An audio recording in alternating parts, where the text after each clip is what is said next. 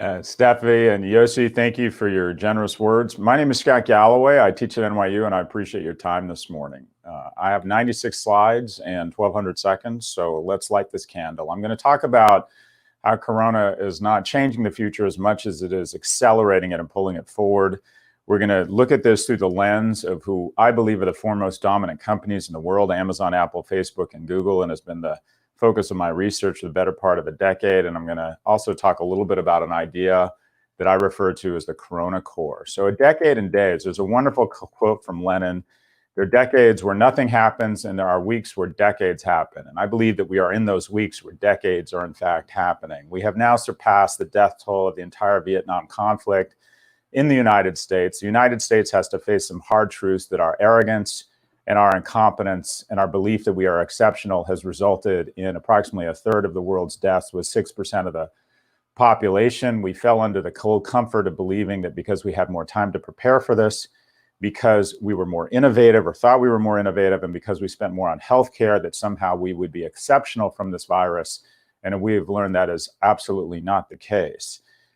This has been, if you will, not only changing from a business standpoint, but will likely reshape or could potentially reshape our psyche here in the US. And hopefully we'll come out of this with a different viewpoint on what it means to be global and what it means to be cooperative. In 1 month, we've had 26 million people file for employment. There's 60 million jobs at risk in Europe, or approximately a quarter of the workforce. And in just 30 days, the S&P registered one of its most dramatic erosions and fell by a third. Now, since then, it's after having its worst quarter ever, it then went on to have its best quarter ever.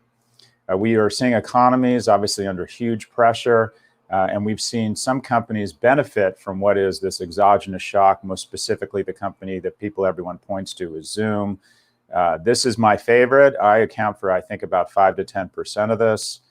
And then I want to kick off by looking at some of the predictions that we made in December of 2019. Each year in December, I make a series of predictions, and I want to revisit them because I think we're already, after these 3 months, have seen sort of a year go by. So let's revisit the predictions.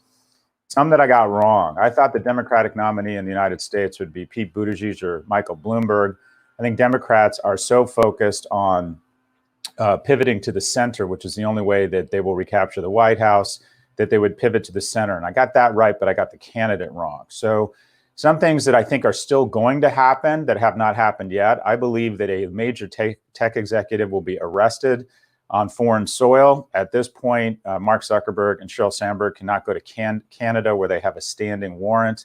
I believe that when Sheryl Sandberg travels to Israel and to Greece to do a photojournalist essay on her engagement, that she likely has to have her Gulfstream 650 extended range private aircraft avoid British airspace, as I believe if she entered British airspace, her or her boss, Mark Zuckerberg, they would be escorted down by a Royal Navy Tornado or Royal Air Force Tornado, and they would be arrested. I said that Apple stock would increase 20 to 30%, moving to a recurring revenue bundle. I think it is well on its way. If you were to own big technology stocks in January 1st, you would be up for the year. I believe Airbnb becomes more valuable than Uber. We'll see. Airbnb has obviously had a shock, but I think by the end of the year, that's the case. And resale will be the most interesting part of fashion, as younger people are comfortable with wearing other people's clothes and sustainability becomes more important. So some of the things that we have gotten right. I predicted that Twitter would attract an activist. I predicted late last year that Vision Fund 2 would not happen. I believe that Vision Fund 1 is The Walking Dead, and companies ranging from Oyo to Opendoor to WeWork are zombies, and that they are already the Walking Dead that occasionally put out press releases to pretend that they are still alive. The new giants, the new kids in the executive washroom, Shopify and Roku, I believe that predicted that private company valuations would continue to decline. I also predicted that the Dow would correct by 20% in 2020. And that was true for a while, but it's actually now down just below 20%. So let's talk about the four. There's a great saying that as you age, you become more like yourself. I think these companies are becoming more like themselves, and that is they are gathering more and more momentum and strength. We are going to see these stocks skyrocket in 2020 and 21 as there is a culling of the herd, and they begin to consolidate even more so their markets, which they already dominated. They now represent 22% of the S&P, whereas just several months ago they represented 19%. Pretty soon it's going to be called the S&P 350, meaning 4 stocks will be more valuable than the bottom 350 of the S&P 500. We're also seeing their percentage of other markets increase. This is the percentage of the FTSE just represented by one company. They're also using this opportunity to lobby both European and American regulators to try and escape some of the regulation that they have been placed under, specifically privacy and antitrust regulation. Let's talk about Amazon. Amazon has become retail's antichrist. If you've invested in retail, there's essentially only 2 stocks that have worked, and that's Amazon and Walmart. And as you can see, Amazon's gain has been everyone else's loss. If you were to ask me how your portfolio has done over the last 5 years, it's a simple question. Do you own any of the 4 or Microsoft or Netflix? If you don't own any of those 6 stocks and then maybe Salesforce, 7 stocks, it's likely your portfolio has underperformed. The most recent stimulus in the US could be called or should be called the Amazon and Walmart Shareholder Act. And that is they have invented a way to put stimulus in the hands, $2.5 trillion of stimulus in the hands of every American. The majority of those dollars go to Amazon and Walmart, or most so than any other retailer. And if Donald Trump wanted to double the share price of Amazon and Walmart, he would do what he's doing. But even better yet, he would close or mandate the closure of 98% of their competition. Amazon and Walmart could not have dreamt up this scenario in their wildest dreams. And what we're seeing is that year to date, these stocks are not only have been fine, they've actually accelerated and are having some of their best years ever, whereas the rest of retail is falling off of a cliff. If you look at what's happened to their stocks relative to everyone else, sometimes it's darkest before it's pitch black, and it appears to be becoming pitch black for American retail out of a small number of players. One of the big winners, online grocery. The US lagged Europe and South Korea, 2% of grocery sales online. That's about to jump to 10%. So if you think about this, this will be a transfer of somewhere between $60 and $100 billion from online grocery from terrestrial grocery to online grocery, which augurs specific opportunity for everyone from vendors of cold storage items to delivery and logistics companies. Amazon Fresh is up substantially, reflecting the increase in online grocery, and we're going to see a massive acceleration in online grocery. Everybody is shedding share, and then there's one company that is adding the value of the commercial aviation industry and almost the value of all of retail. And again, that is one company, that is Amazon. They're taking this opportunity to play offense. While most retailers are furloughing and laying off people, Amazon is increasing their hiring. Amazon has increased their hiring, or has hired more people in New York than they promised in exchange for $3 billion in subsidies, despite the fact that New York actually wised up and told the wealthiest man in the world, the biggest welfare queen in the world, to put his hand back in his pocket. Despite, quote unquote, pulling out of New York, Amazon is now on track to hire more people than they had promised in exchange for those $3 billion in subsidies. In sum, those $3 billion of subsidies, or HQ2, was nothing but a giant lie. Amazon had every intention of being in New York and DC all along, and they created a gamification to try and steal from the pockets or from the funds of municipal fire, police, and school districts. It reflects a lack of character and a lack of code on the part of Jeff Bezos and the board of Amazon. We're seeing some ancillary businesses boom in media that have been very fortunate or been in the right place. We're obviously seeing streaming at home boom. The big winner here from all this streaming is, you guessed it, Amazon, who now owns the largest cloud company in the world. My prediction is that in 2025, the most valuable company in the world will be a recently spun AWS, which will be an independent company as Bezos spins the firm prophylactically to stave off antitrust. We have an individual now who is worth more than the GDP of Norway, who is experiencing the mother of all midlife crises. In order to sate this midlife crisis, he could buy every team in the NFL, the top European football teams, and have money left over to buy Paramount Pictures and Ferrari automobiles. They've obviously increased dramatically their market value. If they are to double their market value, it tells you where they need to go. There are very few industries Amazon can disrupt that are the size it needs to double their stock price, which is what they would want to do. Otherwise, people are going to invest in a Microsoft or a Netflix. So there's very few industries they can go into that are large enough to feed or sate their appetite. Some of these industries, first and foremost, Amazon will be the fastest growing healthcare company in the world within 2 to 3 companies. COVID-19 has inspired what I would refer to as the great dispersion. And that is, we have determined, or we will likely find, that somewhere between 90 and 97% of people infected with COVID-19 contracted, treated, and beat the virus without having ever entered a doctor's office or a hospital. And we're going to find that we can deliver healthcare outside of the geographic constraints of a hospital or a doctor's office, which is going to present dramatic opportunities in telemedicine. And we're already seeing that happen here, One Medical stock skyrocketing. As always, Amazon is piloting this internally with their own employees, offering healthcare built around remote devices, Alexa, voice, and Amazon and JP Morgan, Berkshire Hathaway have announced a joint venture. I believe this is just a pilot test that they will eventually roll out as a function of Prime. I believe that when you walk home one day, Amazon is going to offer you health insurance through Prime, and they have the cheap capital and the information to do it. They know your body mass index. They know if you're healthy. They know if you're unhealthy. And they can be the ultimate actuary determining who is economically viable to insure or not insure. The next big unlock, I believe, in the history of business, Amazon Prime was one of the biggest.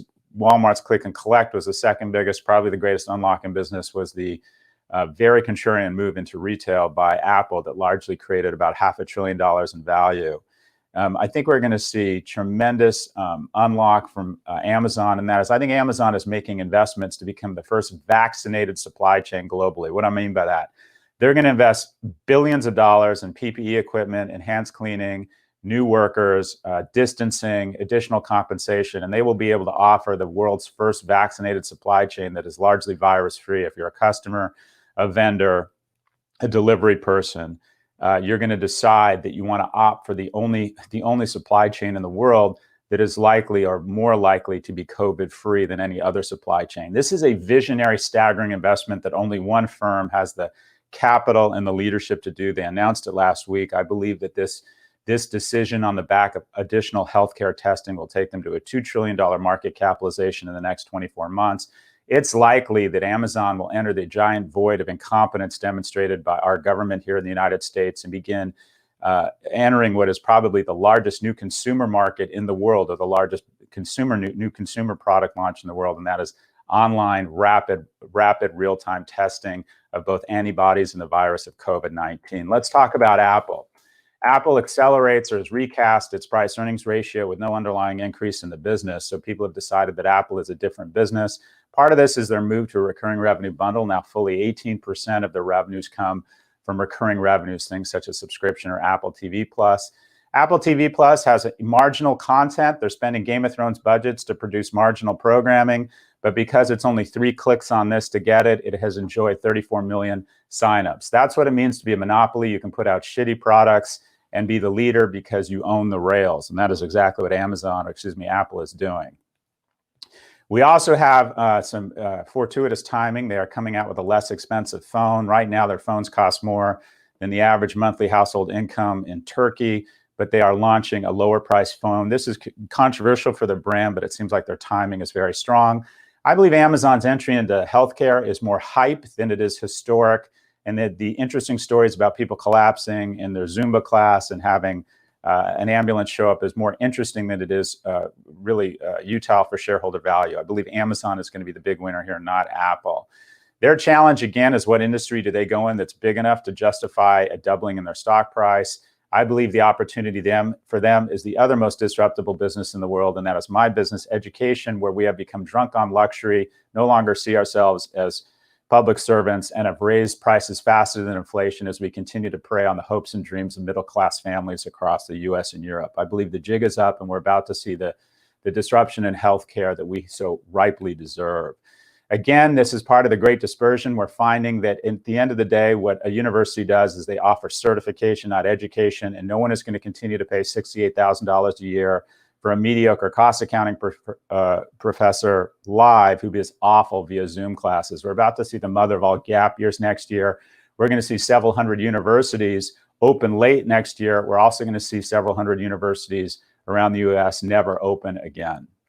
There's going to be a huge shift to online education. We're already seeing this. The reason this business is unsustainable, I'm a perfect example. I teach 170 students on Monday nights. We charge them $7,000 a person for the class, mostly taken on in debt. That's $1.2 million for me to do this 12 nights. That's $100,000 per class. I'm good at what I do, maybe even great. I am not worth $100,000. That's about 95 or 96 points of gross margin. There is no product in the world that is able to charge more than 90 points of gross margin on a product that costs more than $1,000. This has become a moral dilemma. It has become a real issue for our society as kids no longer form households as young as they should, or take risks and start businesses because of the crushing burden of ridiculous student debt. We're seeing endowments go down a little bit because of the decline in the stock market. We have been letting in international students, not because we embrace diversity, but because we embrace their deep pockets. Show me an international student in the US and I'll show you one of the richest kids in his or her class back at home. Some of the winners here, you might think that all universities will struggle. The biggest universities in the world are the best brands in the world. No one gives Apple $100 million to put their name on the side of a building on the Apple campus. These are the strongest brands in the world that will partner with big tech to dramatically expand their enrollments as they come under pricing pressure, which will make them even stronger coming out of this. But you'll see tier 2 universities close or be dramatically reshaped. We're going to see big tech partner with universities. I believe in 10 years, a school like MIT will not welcome 3,000 students to its freshman class, but 30,000. And as usual, big tech will make a lot of money. Some of the strongest brands that partner with them will do just fine. There will be an incredible dispersion of value among people who have access to lower cost education. There will be fewer academics making a good living, and we will have an incredible destruction in jobs and small businesses. Facebook and Google, 61% of all digital marketing dollars. I believe that that is going to move to 71 or 72% as we're seeing an escalation in the decline of traditional media. Print off 25%, just year on year. Big tech is vulnerable in the short term, or Facebook and Google, because of the novel coronavirus, but we're going to see a V. We're going to see a violent snapback. The V recovery that the president is hoping for is about to happen at Google and Facebook. In the United States, I believe the economy will look more like an L, if not a chair. I think it's going to be very ugly that there's permanent damage being done to balance sheets and companies. Google and Facebook have the cash to survive any exogenous shock. This is how much cash they have on hand. Put another way, Google could purchase Boeing and Airbus today just with the cash they have on hand. They are also hiring dramatically. While they pretend that they are in fact suffering, they have decided to increase their hiring efforts. If you want to know who the most talented people at Viacom, Hearst, or Condé Nast are, it's easy. Look who's eating in the Google or Facebook cafeterias by June 1. These companies are able to offer compensation other firms can't compete with. A Publicis account director, by the time they're 30, makes the same amount of money that a 24-year-old at Google is. So the question is, would you rather have a lifestyle of a 30-year-old at Google at 24, or go to work on traditional marketing and have to work another 8 years? We're going to see companies totally abandon print media. They're going to test that abandonment, and they're going to decide they don't miss it that much. A sustainability index or survivability index for traditional media is just a function of the revenues you get from subscription versus advertising. So, for example, the New York Times has done a great job pivoting where 2 in 3 of their dollars now come from subscription. Some of the online digital players are actually more vulnerable. The BuzzFeeds, the Voxes, the Vices, and the Cumulus Medias of the world that get almost no money from subscription will probably disappear or go into Chapter 12, meaning that they will declare bankruptcy for the second time. iHeartMedia and Cumulus, 2 big radio stations. Again, if you look at the percentage of revenues you get from subscription and the change in market capitalization, there is a very strong correlation. Everybody needs to move or think about how they can move to a recurring revenue model. And we're seeing online media companies on ventilators, a dramatic decline in revenues. Yelp's revenue is down 2/3. So Groundhog Day, radio companies going out of business. The corona mortality rate is somewhere between 0.1 and 4.1%, depending on which data you look at. I think the mortality rate from the coronavirus is going to be 10 to 20% globally for media firms, meaning somewhere between 1 in 10 and 1 in 5 of all media firms globally will not make it out of the ICU. We have a duopoly between these two firms. They are consolidating. They're probably going to get into the low 70s or maybe even 80% of all digital marketing dollars. My idea here is something what I call a Corona Core. I think that JFK's vision for young college graduates who have a full life bringing technical advice and assistance to the underprivileged is an opportunity here, as I believe that college next year is going to be an inferior experience while people such as myself try and figure out how to do a combination of hybrid online and offline learning. This presents an opportunity to establish a core of 500,000 tracers in the United States and Europe who, similar to the Peace Corps, similar to the Latter-day Saints mission, similar to conscription, similar to military service, develop greatness in the agency of others and serving something bigger than themselves. In exchange for their service, they would get somewhere between 25 and 100% tuition remission at the four-year college of their choice. One of the reasons America was so successful in the 50s and 60s is we had leadership that had a shared experience in uniform. We are desperate for shared experiences among our leaders such that there's more cooperation and more bipartisan efforts that put country first as opposed to their party. They say that there are no atheists in foxholes. I believe there are no conservatives or progressives in foxholes. And we need to put more young people shoulder to shoulder serving something greater than themselves such that they develop a greater comity of man that we are sorely lacking in the United States. 3/4 of students are not satisfied with distance learning. We're going to see gap years pick up. There's an enormous opportunity to a gap year. If your son takes a year off before they go to college, he is more likely to graduate from college with better grades when he returns. We have a mental health crisis among young people who, through a mix of helicopter parenting and social media, are not prepared for college. A lot of parents are dumping their kids at colleges, turning academics into mental health counselors instead of educators. These kids need a year of structure and a year of seasoning outside of the college campus as they are not ready. What do we want? My feeling is that if we want a nation that is tougher, we need a nation of not bailouts, but a nation of people who demonstrate half the mettle and the resilience that my grandparents demonstrated. During the Blitzkrieg, my grandfather walked his 4 children to a makeshift bomb shelter that had been converted from the London Tube into a bomb shelter where they passed out gas masks in the shape of Mickey characters such that my mother wouldn't be afraid to put it on if the gas alarm went off at the age of 6 years old. I worry in the US that we have turned some of the strongest fighting forces in the world, and that is American companies, into brittle firms expecting a handout. We don't need brittle firms. We need a nation of soldiers. And if we demonstrate half the mettle that our ancestors have demonstrated, we're going to be just fine. Or put another way, there's absolutely nothing wrong with Europe and America that can't be fixed with what's right with Europe and America. So in sum, I believe we're experiencing decades and days. We're experiencing more of an acceleration than a change in trends. The great dispersion of healthcare and education away from universities, college campuses, and doctors' offices will create the first trillion-dollar company. And I believe there's an opportunity to invite our youngest Americans and Europeans to serve something in the agency of others to achieve greatness and create greater cooperation and a generation of leaders who value the comity of man and see each other as Americans and Europeans before anything else. I appreciate your time. My name is Scott Galloway. I teach at NYU. Thank you, Scott. As always, it was very enlightening. I know that you don't have a crystal ball, but you have the habit of making forecast. Are you willing to say a word about Europe, China, the rest of the world? We have a lot of audience from these parts of the world.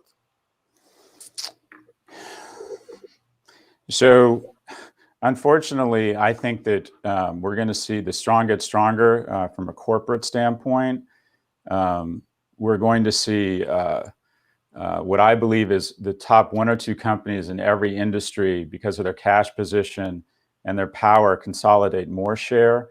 I think the best investment that Europe and America could make right now would be to triple the budgets of our regulatory agencies that are focused on antitrust. I think the market is desperate in Europe and the US for oxygenation. And that is, if we were to break these companies up, I believe the markets would flourish from a more diverse ecosystem. So, my big push in Washington when I speak to our elected officials is that the greatest return on investment we could have as citizens would be to elect people who hold these big companies to the same standards we've held companies in the past and contemplate breaking them up sooner rather than later. I think that the most effective leader globally around antitrust has been Margarita Vestager, and I think she should serve as a role model for what we need here in the US.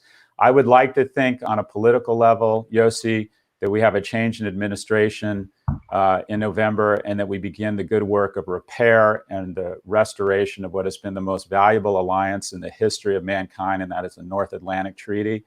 I think that it's time we stood shoulder to shoulder again with our brothers and sisters in Europe, and that we formed again and strengthened again what has kept the peace globally in terms of the North Atlantic Treaty. So one, antitrust, the dispersion of companies, the breakup of companies, and a recognition that our superpower as a species is cooperation, and that cooperation can't be taken for granted and needs to be reinvested in. Good. Steffi? I liked very much your Corona Corps idea. I think DLD will promote this idea, and we should work all together on it. So are you an optimist, Scott? I'm not, Steffi, but I hate my life less and less every day. I'm a glass, I hate to say that. Everybody in America likes to say they're optimists. I'm a glass half empty kind of guy. But I think coming out of this a crisis is a terrible thing to waste. We have an opportunity to recognize that viruses and threats don't see borders. We have an opportunity to realize that if you're in an ICU, it really doesn't matter your political party. We have an opportunity to recognize that defunding and delegitimizing our government agencies, spending $600 billion in the military and $6 billion on the CDC is short-sighted. We have an opportunity to realize that our priority as Americans and Europeans shouldn't be massive stimulus that will be paid back by our kids and grandkids such that we can pull forward prosperity and just bail out people who are already rich. I feel all our government programs right now are thinly veiled attempts to flatten the curve for people who are already rich. I hope that we rethink that. And I hope we rethink what it means to be a progressive liberal democracies where institutions are important that slow us down and force us to think long term. So I'd also like to think we come out of this and recognize how wonderful it is to have clean air in Florida. These are some of the most beautiful days I've experienced. I don't know where you are, but a slowdown in our economy and our carbon emissions has just been extraordinary for people to go out every day and marvel at what a beautiful place we live in. Yossi. Good. I think that the audience prepared a number of questions, and I think Alex is ready to share them. Yeah. Well, thanks, Yossi. Let me go back to the four horsemen. Alex, introduce yourself. You play an important role at DLD. Please introduce. Alexandra. I work for DLD since, I think, 2005, so quite a long time. And I know Scott since the very, very beginning of DLD. I'm in charge for content and for all the speakers and topics that we discuss at our conferences. And we received quite a few number of questions for Scott, and we sourced them before this talk. And so let me go back to the four horsemen just for a quick moment. Scott, do you see a chance for any player to join, to challenge, or to replace any of those four horsemen? And if so, who would it be? So I want to be clear. At some point, they will be disrupted. At some point, two kids in a dorm room will absolutely come up with a better vehicle. And people use that as a defense not to break them up. They're like, just let innovation take its course. The problem is what happens between now and then. And I think if these companies are allowed to run unfettered, they don't have any accountability for depressing our teens or weaponizing our elections. So I do think they should be broken up. In terms of two companies right now that I think are about to get the keys to the executive washroom or could be the next horsemen, if you will, arguably Microsoft and Netflix are already kind of the fifth and the sixth horsemen, and Salesforce is dominating CRM in kind of a similar fashion, has outstanding leadership, makes outstanding long-term investments. Two companies that are less visible on the radar screen that are could potentially thrust into the upper echelons of companies worth hundreds of billions of dollars are the first Canadian company to potentially do that, and that's Shopify, which offers e-commerce partners an opportunity to sell direct while maintaining their own brand and their own data. And then Roku, and Roku offers direct distribution of streaming media via hardware, and companies, deep-pocketed companies, including Disney and Netflix, lack one piece of the puzzle. They lack direct distribution and control over the experience. Mm-hmm. So if Roku stock goes down, it gets acquired. If it continues to skyrocket, they probably go out and buy some content on the cheap from some of the smaller independents, whether it's a Viacom or a AMC, or you could even see them picking up some content companies in Europe. So if you're looking for two new names or newish names, I would say Shopify and Roku, Alexandra. Yeah, and what do you think about Europe? Do you see any companies coming out of Europe post the pandemic? There's some interesting fintech coming out of the UK right now. Zalando is obviously an interesting company, but there's some interesting, whether it's Ocado, interesting work in supply chain, because Europe is ahead of us on grocery. I think that the marketplace that is going to boom, or the one market that is going to have the greatest appreciation if you were to invest in an ETF outside of Europe, and Europe will benefit from this, because what Australia was to China in terms of a massive benefit, Europe will likely be to India, and that is everybody is turning from the East to the Near East and looking at the potential for India as companies look to diversify their supply chain and look for the new massive middle class coming online. I think Facebook's investment in Jomart, which is effectively a pilot test to try and monetize what is the largest non-monetized asset in the world, and that's WhatsApp. But I think I don't specifically see a big player emerging out of Europe right now, but that might be just a function of I don't examine it as closely. But I think the market that is going to be, if you were to invest in an ETF and see a market boom, and I think there'll be some spillover into Europe, it'll be India. Okay, well, maybe ETFs also, yeah, kind of being a good transition to the next question, because an idea that came in quite a few times, circled all around, and since you're an oracle, was about like what stocks should we buy now? I know, so we saw in your presentation that spendings are rushing to digital, the big winners are in e-commerce and in digital marketing. So should we only invest in the big four, or would it be Netflix now and Microsoft? So are there any recommendations, be it ETFs, that you can give to the audience what we should buy now? So first off, I'm not an equity analyst. I'm a marketing professor, and I get asked, I advise hedge funds, but when people ask me for advice on stocks, I tell them what I own. I have only owned 4 stocks for the last 10 years, Amazon, Apple, Facebook, and Google, and it has served me really well. Does that mean there's not opportunities outside of those 4 stocks? Sure, there's amazing opportunities. You could see putting together kind of a Corona basket of some of the most beat up transportation companies, some of the most beat up real estate companies. And I think over time, some of those companies have probably been unfairly punished. The marketplace never has the pendulum at the bottom. It's always it loves companies too much, or it hates them too much. So I think there's probably opportunity to put together a Corona basket of companies that have been unfairly punished. But as a whole, on a risk-adjusted basis, you should only have 2 criteria for investing in stocks. One, it should be unregulated, and 2, it should be a monopoly. Yeah. And if it's unregulated and it's a monopoly, then on a risk-adjusted basis, you're fine. I mean, going into this crisis, the 4 stocks I own are worth more today than they were on January 1st of 2020. So you get incredible upside with these stocks, and quite frankly, it looks like you don't get the same downside everybody predicted. The big prediction was that big tech, after this historic run the last 10 years, was going to take a real beating in the next downturn. And the reality is it's been the opposite. Amazon, Apple, and Facebook, and Google, if you had $100 worth of those stocks on January 1, they're now worth $106. So I'm just going to say the only thing I do is I only buy 4 companies, and they're all unregulated monopolies, and I see no reason to ever buy anything else. There is no reason for alternative investments, hedge funds, and mutual funds to exist. You only need to buy 4 stocks. And by the way, that is unhealthy, and it is bad for the world. Okay, Yossi is just asking, what about Disney?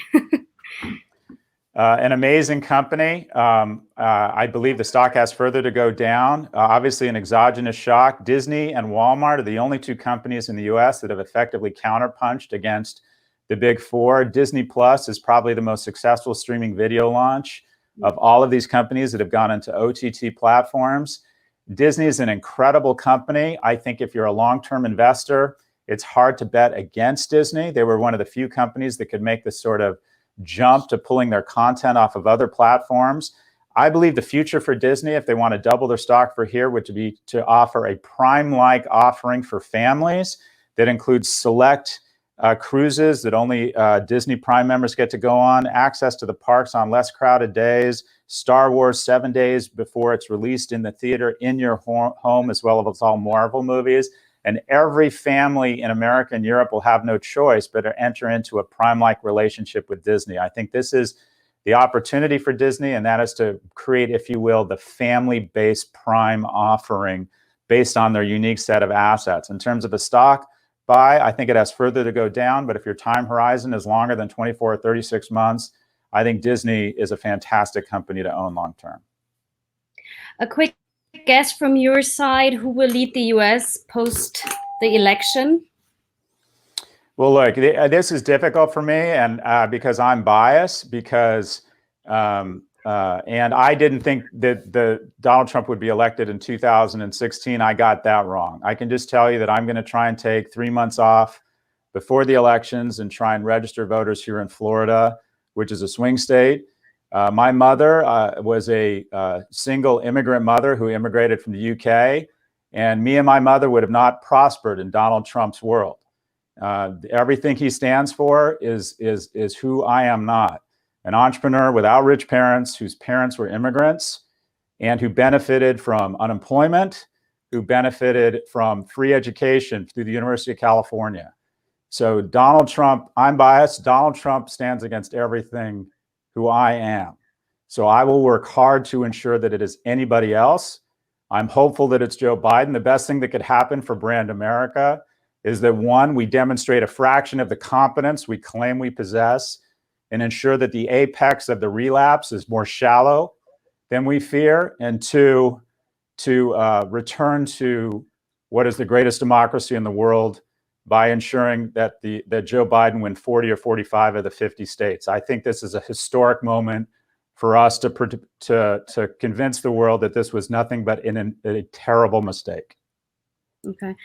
Do you have an idea how can small companies compete, and what can be done to prevent the big companies becoming even bigger? Vote for people who will break them up. Demand that your leaders show some of the backbone that our previous leaders have shown, and that America and Europe re-embrace their proud legacy of a fondness for the engine that creates 2/3 of jobs in Europe and the US, and that is small business. And just as we broke up the aluminum, the oil, and AT&T firms, and the markets boomed, and those companies ended up, I'm an Amazon shareholder. The best way for me to double my share price is for Amazon to be broken up. AWS, Amazon Fulfillment, and Amazon.com as separate companies would be worth more than they are as combined companies. Facebook, Instagram, and WhatsApp as separate companies would be worth more than they are as one. So if we want to keep that green light market headed up and to the right, the best thing we could do for the economy would be to break these guys up. And I think it would also benefit small companies. I think the reality is right now, small companies have to survive. They have to go through every line item and renegotiate or cancel almost every expense, and that includes employees. I don't think you're doing anybody any favor keeping jobs around that you're just going to have to get rid of in 6 months. We should be protecting people, not jobs. And that's what I don't like about the current PPP program here in the US. I think it is creating zombie companies out of our small businesses rather than creating fighting, lean, strong small companies. If we want to restore demand, we should be taking that money and putting it in the hands of people, not in the hands of small business owners who are some of the wealthiest people in the US. So a small company, one, vote for antitrust and break up of big companies who unfairly compete. And two, quite frankly, go through and cut expenses right now. In 6 to 12 months, this will be a fantastic time to start a business, as your input costs of labor and materials will drop dramatically. I've started 9 businesses. The only thing I can figure out that distinguishes the winners and losers is when I started the company. When I started a company in boom times, they almost always failed. When I started a company in the depth of a recession, which we will be in 12 to 24 months, they almost always succeeded. A question that we've also received quite a few times is about the video call war that's going on with Corona these days. Do you think Zoom is going to be the big winner, or maybe Microsoft Teams? Zoom is already an enormous winner. I believe its stock is going to get cut in half in the next 6 months. And that is, Zoom is now worth more than the US auto industry. And it's a fantastic company. It's just its value has gotten way ahead of itself. We're going to see a variety of competitors, whether it's Facebook's new competitors. We're going to see a bunch of niche products focused on events like this or focused on broadcasting concerts. So Zoom will be dramatically overvalued in 6 months after having had its stock cut in half. So yeah, Zoom is an enormous winner, and Zoom stock is so overvalued right now that any anything that happens, including competitors, missed earnings, which will eventually happen. It happens to all companies. This company will then decline to just be massively overvalued, as opposed to kind of the insane valuation it has right now. So Zoom is a big winner. I would not get near the stock right now. All right. Time is unfortunately up. So let me ask a last question. You authored a book called The Algebra of Happiness, I think last year or 2 years ago. And we received a nice question about that. And Steffi already kind of went towards it already. Let me read it out. How should a young parent with an uncertain future who aims, as we all do, for economic security achieve the variables needed to reach a happiness equation? So do you have any advice for our audience, how to manage our careers now, how to stay happy, how to stay optimistic in these times of crisis? That's a generous question. So I think a lot about happiness. I struggle with my own happiness. My happiness does not foot to my blessings. And so I think a lot about how to connect the two such that my happiness is more congruent with my blessings. I think economic security and what to do right now is situational based on your current situation, your job, your prospects, your need, your expenses. What I will say is that I think this is an extraordinary opportunity for variance. Now, what do I mean by that? There are people who are at home who are working 0% capacity. There are people who are working 100% capacity. The opportunity, there was a great wide receiver here in the United States named Jerry Rice, who wasn't the fastest wide receiver, but he had what was called functional speed. And that is he knew when to accelerate or decelerate such that he could get open and become the most successful receiver in the history of the National Football League. I think we're in an opportunity zone right now of incredible variance. And that if you're healthy and happy, the opportunity to lap the competition and show functional speed and accelerate, because the variance is so great around productivity in businesses right now that if you're in a position to work 100, 110, 120% of capacity right now, I think you will make decades or years of progress in months. There's incredible variance. I also believe the same is true on a personal level.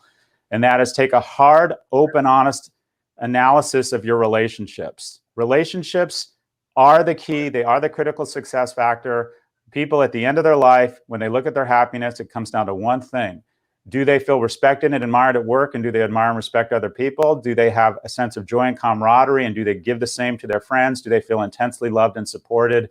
And do they know that their family is intensely loved and supported by them? And this is an incredible opportunity for what I would call repair and restore. There are a lot of people suffering. Do you have a dysfunctional relationship with your parents? Are you not as close with your siblings as you would like to be? Have you lost touch with friends because of a lack of effort or perceived slights?